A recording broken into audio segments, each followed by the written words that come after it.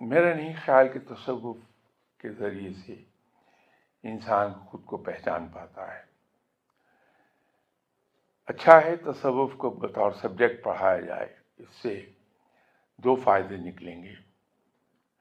ایک تو تصوف کے اندر جو کنٹیمنیشنز شامل ہو گئی ہیں وہ ختم ہو جائیں گی، اور دوسرا جو کانسیپٹس ہمارے اس کے بارے میں پیدا ہو گئے ہیں، اب تصوف کو ہم میں سے کوئی بھی آدمی اس ریفرنس سے نہیں سمجھتا جو وہ ہے.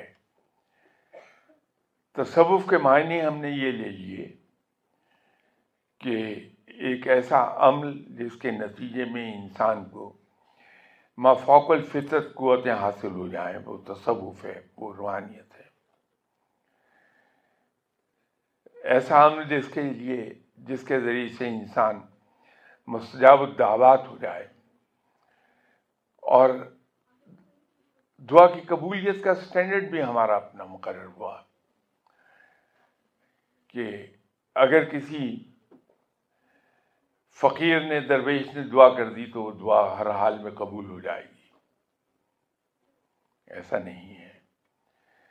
دعا کو سننے والا، اس کو قبول کرنے والا اور اسے پورا کرنے والا صرف اور صرف رب ہے، اور وہ اپنی مرضی کا مالک ہے. اس کو کوئی مجبور نہیں کر سکتا. جس کی دعا وہ چاہے سن لے، قبول کر لے، پوری کر دے. جس کی دعا چاہے وہ رد کر دے. چاہے وہ پیغمبر ہی کیوں نہ ہو جو اپنے بیٹے کے لیے دعا کرے، تو پیغمبر کو جھاڑ پلا کے بٹھا دیا جاتا ہے.